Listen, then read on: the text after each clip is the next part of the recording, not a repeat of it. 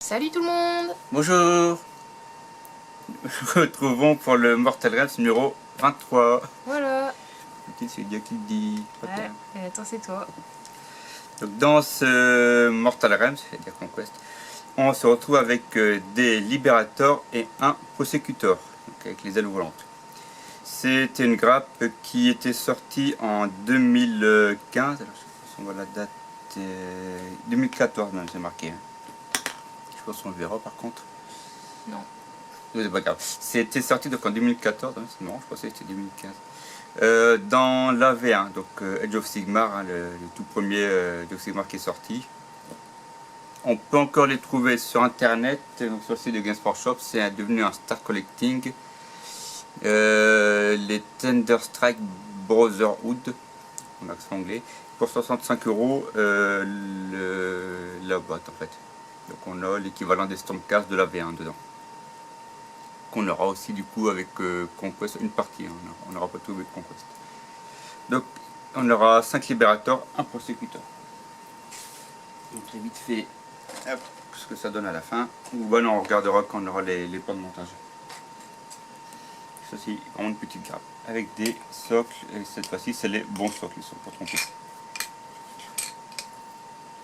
Hop. Donc dans ce numéro, donc les figurines, peindre les nouvelles armées et les chartes d'unité, hein, ce qu'ils appelaient avant les War Scrolls, je trouve que ça faisait mieux. Mais bon. Donc les Libérators, qui est en fait la troupe de base, hein, vraiment le gros de l'armée de Stormcast. On peut le voir ici. Donc il y a les classiques épée bouclier, 2 marteaux, grand marteau, marteau bouclier. J'en ai du coup quelques-uns. En gros on aura des comme ceci, hein, les classiques.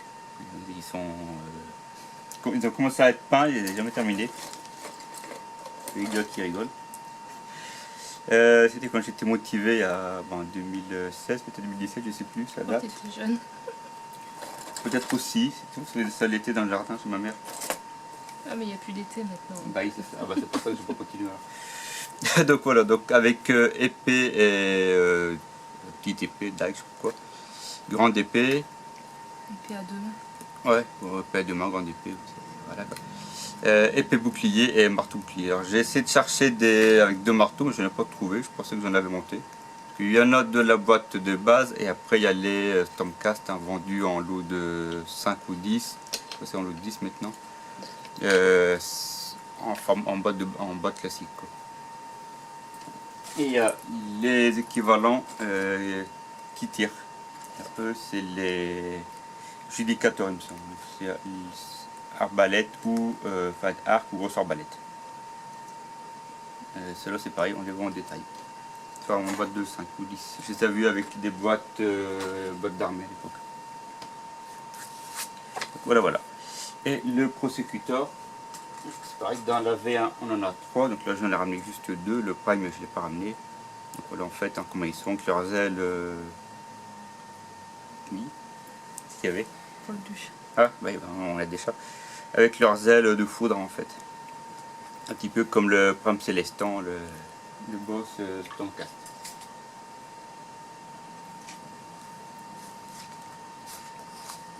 On peut voir ici la description du prosécuteur. Ensuite, on continue avec la rencontre d'outre-tombe. Donc ça fait suite à un genre de journal écrit par un historien, on peut dire, on s'en fout. Ça fait un petit peu format écrit à l'ancienne. On a vu la couverture, là c'est le premier paragraphe. Les nécromanciens, petit topo sur eux, les loups funestes, donc ils sont sortis il n'y a pas longtemps, les nouveaux loups, et la chatte macabre qui commence à être assez ancienne. Et les marches morts, c'est tout simplement les morts vivants, les zombies en fait de maintenant. Le montage des libérateurs, c'est à coller, si je ne dis pas de bêtises, ils sont collés ceux-là. Et la V1 était accolée, la V2 était à clipser, comme la V3. Je sais pas du coup si on verra bien. En plus, tu fais ça sur un montage. Ah bah, et bah. Ça sera un peu mieux comme ça. D'accord. Et petite, c'est toi qui montes les graphes? Non, tu fais tout le boulot maintenant. Moi, je fais plus Voilà. rien. Je t'ai lancé, maintenant tu te démerdes. Mon assistante, hein, décidément. Hein. Oh, l'assistante Je suis maintenant. en grève maintenant, c'est fini. Ah ouais, t'es en grève, voilà, va bien. On va faire un syndicat bientôt. Je suis pas assez nourrie avec des croquettes. Ah bah, je vais te donner une double ration de croquettes et je vais te brosser les poils. Donc le prosécuteur, on a deux. En fait, on peut mettre le bras ou en l'air ou sur le côté, quoi. C'est pour ça que c'est en l'air ici. Donc on peut le voir avec les deux variants. Bras en l'air ou bras sur le côté.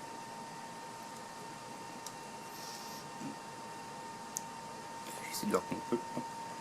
La peinture.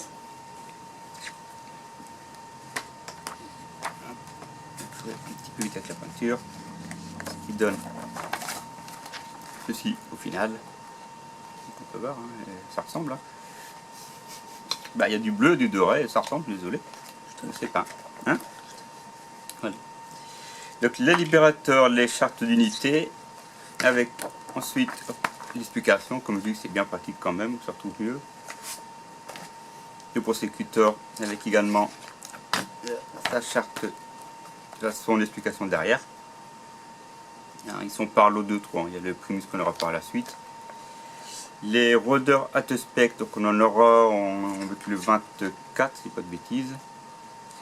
Et aussi l'affiche ici qui est derrière. Le scénario, l'attaque de la chambre des guerriers avec le prosécuteur. On voit aussi Xandria qui réapparaît, donc c'est la Knight incantateur qu'on a vu avec le numéro 5, si pas de bêtises. Figurine exclusive Mortal Realms. Et donc le plan de bataille ici. Avec un écumeur Afralheim, l'Héracle Chêne et des Atespectres. Ils combattent le Chevalier Castor, le Prosécuteur et les 4 libérateurs qu'on a eu. Pas beaucoup de Stormcast à comparer au nuit. Dans le numéro 24, le Seigneur Bourreau, les Faucheurs et les Rôdeurs. Qui va faire une boîte qu'on a eu avec la V2. Et le numéro 25 qu'on n'a pas encore, les deux nouveaux de pot de Panthéon, en fait, un Lévi, un Chad et puis un de base. Donc voilà, on se retrouve pour le 24. Salut! Au revoir.